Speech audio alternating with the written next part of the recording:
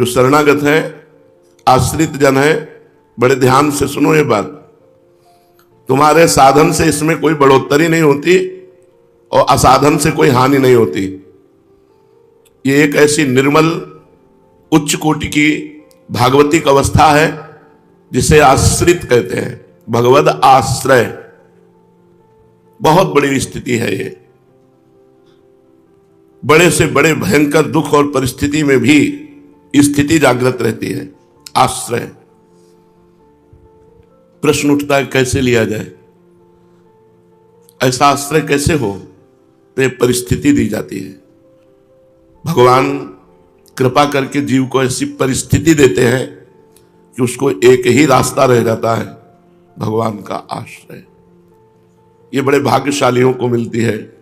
परिस्थिति में हो सकता है असाध्य रोग, भयंकर पीड़ा, समाज का तिरस्कार, या शरीर की ऐसी अवस्था, व्यवहार की ऐसी अवस्था कि अब तो बस जाना ही है, अब दूसरा कोई मार्ग नहीं रह गया, भगवान का आश्रय। खड़वांग जी ने जब ये जाना कि हमारी आयु 48 मिनट रह गई है, 2 घड़ी, 1 घड़ी 24 मिनट को कहते हैं, 48 मिनट तो बहुत होते हैं भगवत प्राप्ति के लिए। 48 मिनट तो बहुत होते हैं। तत्काल मन का, चित्त का, बुद्धि का जो आश्रय है, अभी तक आश्रय माया है, शरीर है, धन है, भोग है, ये सब आश्रय है। जब ऐसी परिस्थिति आती है, कहीं कोई आश्रय दिखाई नहीं देता, तब एक भगवद आश्रय। वो जैसे एक तितिक्षु ब्राह्मण की कथा एकादश स्कंद में है, उसका धन नष्ट हो गया, शरीर बूढ़ा हो गया, पारिवारिक लोगों ने त्याग कर दिया, उसने विचार किया मेरा क्या, अब भगवान के सिवा मेरा कोई नहीं। ये जो आश्रय है ये बहुत दुर्लभ वस्तु है। साधना दुर्लभ वस्तु नहीं है, आश्रय दुर्लभ वस्तु है। इस आश्रय का जब ज्ञान भगवान करा देते हैं और इसकी स्थिति हो जाती है, तो हर परिस्थिति में परमानंद परमानंद का अनुभव होता रहता है। मृत्यु की तैयारी भगवद आश्रय। खड़वांग जी ने मन बुद्धि चित्त का जो आश्रय दाता है, ठीक वहीं अपने संपूर्ण ज्ञान को समेट कर लगा दिया और 48 मिनट में परब्रह्म परमात्मा की प्राप्ति कर ली। अपने पास तो हो सकता है शाम मिल जाए, काफी समय है। यदि हम आश्रय ले लें अंदर से भगवान का, प्रियाजू का, बहुत जल्दी काम बन जाए। सब शास्त्रों में आश्रय को गुप्त करके बताया गया है, साधनों को प्रकट करके बताया गया है। तब जब जीव पूछता है कैसे आश्रय ले, तो उसे साधन बताया जाता है। साधन से बहुत काल के बाद आश्रय धीरे धीरे जागृत होता है, वो भी जब हर साधन उसका निष्फल हो जाता है और वो ऐसी परिस्थिति में आता है, अब क्या होगा? तब फिर आश्रय तत्व का रास्ता उसे भगवान देते हैं। हम जो कह रहे हैं शायद कोई समझ पावे, हृदय की बात है। आश्रित हो जाओ, भगवद आश्रित। कोई अपने जीवन की कमी देखकर भगवान से प्रश्न मत करो। भजन हो रहा है तो हम प्रियाजू के, भजन नहीं हो रहा तो हम किसी पड़ोसी के हो गए क्या? प्रियाजू के ही हैं। रात न प्रभु चित चूक किए की, करत सुरत सैबार है की।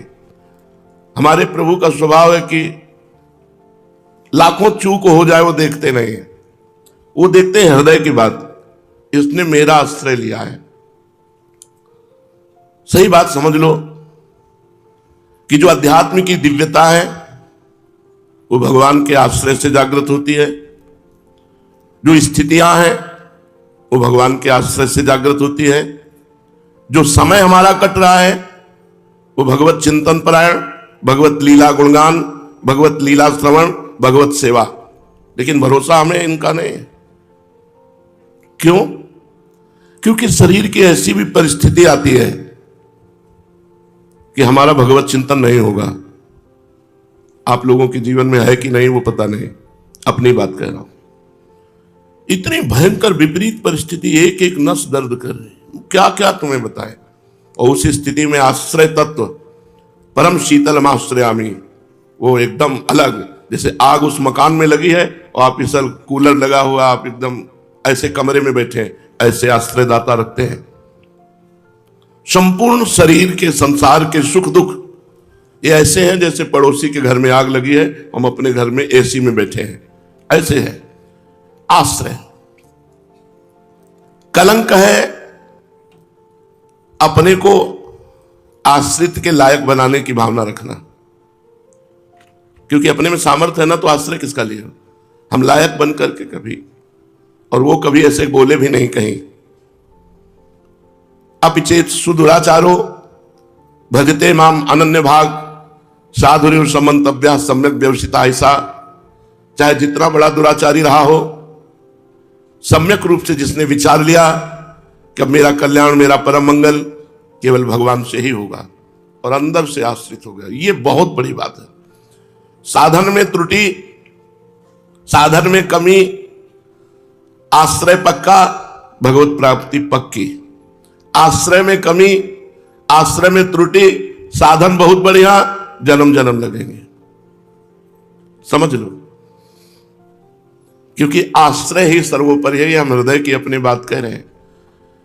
ऐसी परिस्थिति आएगी कि शरीर से ठाकुर सेवा नहीं बन पाएगी, ऐसी परिस्थिति आएगी कि कान से सुनाई नहीं देगा भगवत कथा, ऐसी परिस्थिति आएगी जबान से बोल नहीं सकते, ऐसी परिस्थिति आएगी कि होश नहीं रहेगा। अब कौन सा काम आपका भगवत प्राप्ति कराएगा? कोई शुद्ध नहीं। और उस समय मृत्यु होती है तो जहां हमारी चिंतन वृत्ति बेहोश हुई वही परिणाम मिलेगा। लेकिन जो आश्रित है उस समय वो आश्रयदाता, उसके हृदय में स्फूर्ति होता, स्फुरण होता है उसका, वो स्वयं प्रकाशित हो जाता है और अंतिम चित्तवृत्ति घूमकर उस आश्रयदाता पे आती है और वो भगवान को प्राप्त हो जाता है। इसलिए यह गुण साधन ते नहीं होई, तुम्हारी कृपा पाव कोई कोई। निहाल कर दिया भगवान ने, आश्रय देकर निहाल कर दिया। आश्रय देकर, हमने आश्रय लिया यह भी कमजोर बात है, क्योंकि हम तो ऐसे ढुलमुल स्वभाव के हैं कि आज कहते हैं भगवान का आश्रय लिया, मन कहीं धन का आश्रय ले ले, कहीं तन का आश्रय ले ले, कहीं जन का आश्रय ले ले। हमारा भरोसा नहीं कि हमने आपका आश्रय लिया है, आपने हमें आश्रय दिया है, यह बात आपको समझनी। आपने हम जैसे को, हम जैसे भी हैं, हमने दावा नहीं पेश किया था कि आश्रय दे दो, हम आश्रय के लायक हैं। आपने आश्रय दिया है, बस आपने आश्रय दिया है, इस भरोसे से मैं बिल्कुल निश्चिंत हूं। निर्विकार भाव है कि हमें आपकी प्राप्ति होगी, क्योंकि आपने हमें आश्रय दिया है। इतने लोग बैठे हैं, इनमें से बताओ कि आपने आश्रय लिया है या प्रभु ने आश्रय दिया है? तो आपके हृदय में एक बात आए कि प्रभु ने आश्रय दिया है। मैं कहां इस लायक था? और जिनको लायक लग रहा हो तो कुछ दिनों में देख लेना तुम लायक हो क्या, क्योंकि अपना पूरा जीवन यही है। 10-20 वर्ष का तो अनुभव है नहीं, पूरे जीवन का अनुभव कह रहे हैं। अगर तुम्हें योग्यता लग रही हो कि मैं कुछ योग्य हूं, तो कुछ ही दिनों में देख लेना, पूरा पोंछा लगा मिलेगा तुम किसके योग्य हो। बिल्कुल क्लियर बात कह रहा हूं इस समय जो कह रहा हूं। तुम्हें अगर लग रहा हो कि मैं किसी योग्य हूं, तो तुम्हें उत्तर मिल जाएगा, माया उत्तर दे देगी कि तुम किसी योग्य नहीं हो। जय हो आश्रयदाता की। तो अब क्या चिंता करना, जब मैं किसी योग्य नहीं था तब तो आश्रय दिया, अब तो एक योग्यता आ गई है कि मैं आपके आश्रित हो रहा हूं, ये अंदर से आ गया है। आपने आश्रय दिया और इधर भी आ गया कि मैं आपके आश्रित हूं, अब तो बहुत बड़ी बात बन गई। भगवान के आश्रित हो जाने मात्र से समस्त दोष होते हुए भी वो भगवत प्राप्त हो जाता है। इसलिए सुनो, खूब साधन करो, खूब नाम जप करो, लेकिन भरोसा प्रभु का रखो। पता नहीं कैसी स्थिति हो कि हम नाम जप भी न कर पावे, हम पुकार भी ना पावे। बड़ी विचित्र शरीर की स्थितियां होती हैं। कई कई दिन ऑक्सीजन में लोग पड़े रहते हैं बेहोश। उस समय हम क्या भजन कर पाएंगे? उस समय आश्रय तत्व काम करता है। जिसका आश्रय लिया है, जिसने आश्रय दिया है, वही उस जीव का स्मरण बनता है और वही उसको परम पद की प्राप्ति कराता है। इसलिए सबसे प्रार्थना है, ये विनाशी शरीर है, कब घटना कौन सी घट जाए कुछ पता नहीं। पूर्व अभ्यास भजन का नहीं किया तो क्या भजन हो सकता है? नहीं। पूर्व अभ्यास, शास्त्र श्रवण, कथा वार्ता, तो आप क्या पढ़े पढ़े कथा सुनने का मन करेगा? वही दुख का चिंतन। अब गुदा द्वारा सिल दिया गया, साइड से मल निकल रहा है, कितना भयंकर कष्ट है। आश्रय प्रभु का है नहीं, क्योंकि जीवन भर खान पान, मौज मस्ती, रुपया पैसा, सरकारी नौकरी, सब व्यवस्था रही, तो आश्रय भोगों का रहा, भगवान का आश्रय। धन्य हो आप लोग जिनके हृदय में भगवत आश्रय जागृत हो गया है। आश्रय का मतलब समझ रहे हो? हम किसी साधन पक्ष में नहीं बोल रहे। आश्रय पक्ष अंदर की बात है, जबान से कहने की नहीं कि हमारे माई श्यामाजू को राज। ये अंदर की बात, अंदर है कि प्रियाजू परम शीतलम आश्रयामि, मैं आपके चरणों के आश्रित हूं।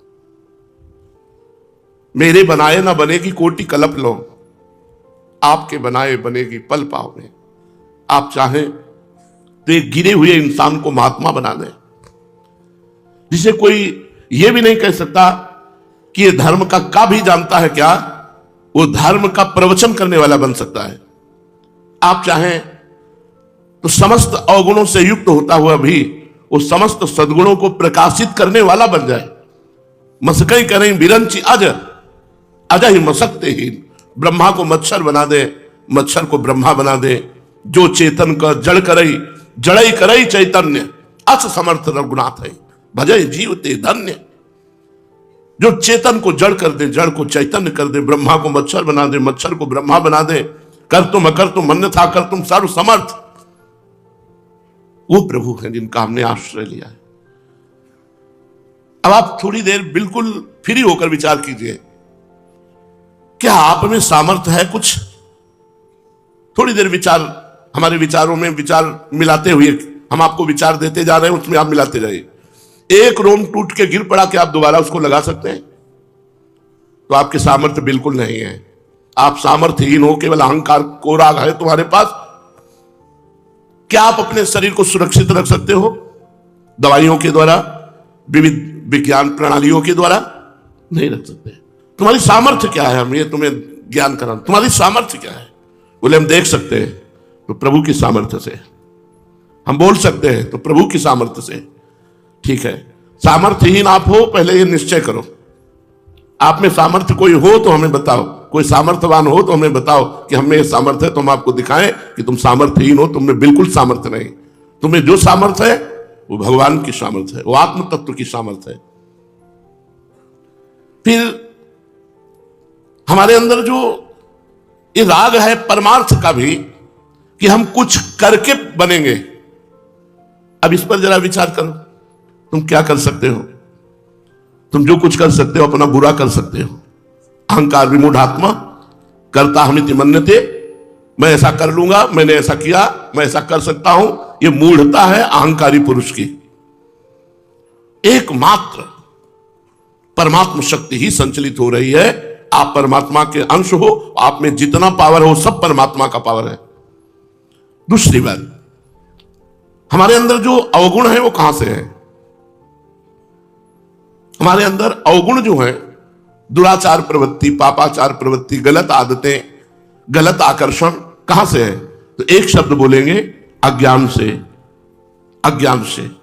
अज्ञान का ही नाम माया है, उसी का नाम अविद्या है, वही मोह है, वही अंधकार है। ये किसकी है? ये अज्ञान की वृत्ति, अविद्या, अस्मिता, ये माया, ये है किसकी? भगवान की। आकर्षण किसका? माया का। माया किसकी? भगवान की। तो आप में अब सामर्थ्य क्या रह गई? एक भगवान की माया शक्ति ने अनंत ब्रह्मांडों की रचना करके सबको फंसा रखा है। एक ही रास्ता केवल है, भगवान की शरणागति। अभी समझ में ना आवे तो जब समझ में आवे तब समझ लेना, हम अपना समय व्यतीत कर रहे हैं। हमें भरोसा इसका नहीं है कि हम प्रवचन कर लेते हैं तो हमें भगवत प्राप्ति हो जाएगी, हम नाम कीर्तन कर रहे हैं तो भगवत प्राप्ति हो जाएगी। आज कर रहे हैं, कल हमारी ऐसी स्थिति हो सकती है कि हम नाम उच्चारण भी ना कर पाए तब। और भगवत प्राप्ति अंतःमति सोगति, और अंत में हमारी ऐसी स्थिति हो कि कफ पित्त बात सब भरा हुआ है, कोई स्मरण नहीं, कोई शुद्ध नहीं, बिल्कुल मुर्दा जैसे पड़े जीवित। अब उस समय हम क्या कर सकते हैं? उस समय हमारा आश्रयदाता, जिनकी हमने शरणागति ली है, जिन्होंने अपने चरणों का आश्रय दिया है, उस समय वो हमारी स्मृति बनते हैं, हमारा अंतिम फाइनल मंगलमय होता है। इसलिए साधन करो। साधन नहीं करोगे तो गंदी बातों में फंस जाओगे, असाधन फंसा देगा। लेकिन भरोसा प्रियाजू का रखो, साधन का नहीं, क्योंकि साधन एक क्रिया है, क्रिया आदि और अंत वाली है, और भगवत प्राप्ति अनंत है। वो अनंत से ही होती है, वो आदि अंत वाली क्रियाओं से नहीं होती है। जब क्रियाओं से नहीं होती तो फिर हम अपनी परीक्षा क्यों लें कि हम गलत है कि सही, हम कितने श्रेष्ठ साधक हैं या लघु साधक हैं? कोई चिंतन नहीं, बस प्रियाजू के आश्रय का चिंतन। समय व्यतीत कर रहा हूं, सत्संग सुनकर, नाम जप, नाम कीर्तन, भगवत कथा, लीला वार्ता, सेवा, ये हमारे समय का सदुपयोग है। लेकिन मेरा फाइनल इससे नहीं है, फाइनल प्रियाजू की कृपा से है। तुम्हारी कृपा तुम्हें रघुनंदन, जानहि भगत भगत उर चंदन। ये बात मान लो, ये हम हृदय के उद्गार प्रकट करते हैं इसलिए कि ये पूरे जीवन की कमाई है। जिसे तुम प्रवचन समझ रहे हो, ये पूरे जीवन की कमाई है, ये फाइनल है। जिसने ये बात पकड़ ली, केवल गोरे चरणारविंद का आश्रय, प्रियाजू के चरणों का आश्रय, निश्चिंत हो जाओ, काम हो गया तुम्हारा। तुम्हें हर समय यही कहना हमारा तो काम हो गया, तो तुम निर्गुण हो गए, माया के तीनों गुणों से परे हो गए, तुम निर्विकार हो गए। तुम्हारी ऐसी स्थिति है तो तुम्हें श्री जी की तरफ देखना है, उत्तर नहीं देना, श्री जी की तरफ देखना। ये प्रश्न कर रहा है, आप देखो, अब आपके शरणागत हैं, आप देखो। अगर आप चाहो तो एक सेकंड में भगवदाकार वृत्ति, दूसरा सेकंड जब लगेगा जब आप जीवत्व से मुक्त होकर के ब्रह्माकार वृत्ति में होंगे। ऐसे कृपालु प्रभु हैं, और हम कोशिश करें तो जन्म जन्म रगड़ते रहे तो भी वृत्ति नहीं आएगी। इसलिए हम भगवद आश्रित हो जाते हैं। आश्रय सबसे बड़ा तत्व है, आश्रय सबसे बड़ा ठिकाना है, आश्रय सबसे बड़ा निर्भय, निश्चिंत, निशोक कर देने वाला है। आज अभी इसी क्षण निर्भय, निश्चिंत, निशोक हो सकते हो बिना साधन के, यदि भगवद आश्रय हृदय में आपके जागृत हो जाए। पर वो ऐसे होता नहीं है, वो होता परिस्थितियों में ही है। जब चारों तरफ से अंधकार होता है तब एक रास्ता दिखाई देता है, हरि शरणम हरि शरणम। नहीं, जीव का स्वभाव है कि छोटी छोटी वस्तुओं का आश्रय ले लेता है, भगवान के आश्रय की तो बात जाने दो। छोटी छोटी वस्तुओं का आश्रय लेकर परब्रह्म परमात्मा तत्व भगवान का आश्रय छोड़ देता है। हम हैं तो उन्हीं के अंश हैं, उनको छोड़ करके हमें कहां विश्राम मिल सकता है? चराचर जगत भटकता हुआ, भागता हुआ चला जा रहा है, भूत बना हुआ, क्या लक्ष्य है कोई पता नहीं। इंद्रियों की गुलामी, मन की गुलामी, माया की गुलामी, भागता घूम रहा है पूरा जीवन। हाय हाय हाय, मर गए। फिर नाली का कीड़ा, सुअर, कुत्ता, भूत, प्रेत, पशु, पक्षी, क्या बनेगा, क्या भरोसा? फिर वहां कोई साधना, कोई भगवदाश्रय, कोई ज्ञान। चूको मत, खूब अव्यर्थ कालत्व में एक भी मिनट खाली न जाने पावे, पर भरोसा इसका नहीं है। क्योंकि आज हमारा शरीर स्वस्थ है तो हम प्रयासरत हैं, कल ऐसी स्थिति नहीं रहेगी, कल ऐसी स्थिति नहीं रहेगी। और स्थिति परिस्थिति की गुलाम नहीं होती। आप ये भी ध्यान रखना, स्थिति परिस्थिति की गुलाम नहीं होती। कैसी भी परिस्थिति हो, जैसे राजा सिंहासन पर बैठा होता है, ऐसे स्थिति जागृत रहती है हर समय। चाहे जितना भयंकर कष्ट हो, भयंकर ऐसी परिस्थिति हो, उस समय स्थिति जागृत रहती है। जीवन भर कमाई किया, उसका फल मिला क्या? स्थिति। परिस्थितियों में भी अपनी स्थिति नाम डगमगाए, उसे स्थिति कहते हैं। भारी से भारी प्रतिकूल परिस्थिति, मृत्यु का सामने स्वरूप दिखाई दे रहा है, आप मुस्कुरा रहे हो। मैं दृष्टा हूं, साक्षी मात्र हूं, मैं शरीर नहीं हूं। ये स्थिति, प्रवचन नहीं, ये स्थिति है। हर कष्ट, हर दुख को दृष्टा भाव से जो है उस तत्व का अनुभव कर रहा है। ये आश्रय से मिलता है, ये पढ़ने लिखने से नहीं मिलता। नायम आत्मा प्रवचने न लभ्या न मेधया न बहुना श्रुते न। बहुत प्रवचन कर लेने से या बहुत प्रवचन सुन लेने से या बहुत बुद्धिमान होने से इस तत्व का बोध नहीं होता। ये भगवत कृपा से होता है। तुम्हारी कृपा, तुम्हारी रघुनंदन। इसलिए अहंकार छोड़कर भगवान के आश्रित होकर खूब अव्यर्थ कालत्व, इस शब्द पर ध्यान, एक भी मिनट खाली न जाने पावे। कभी नाम चल रहा है, कभी वाणी चल रही, कभी भगवत चर्चा सुन रहे हैं, कभी भगवत चर्चा कर रहे हैं, कभी भगवान की पर्सनल वार्ता कर रहे हैं, प्रभु से वार्ता कर रहे हैं, भगवान की वार्ता पर्सनल भगवान से कर रहे हैं। नाथ, आपका स्वभाव ऐसा है, आपका प्रभाव ऐसा है, प्रभु अब तो आपके भरोसे है, अब आप देख लीजिए। प्रभु से वार्ता की।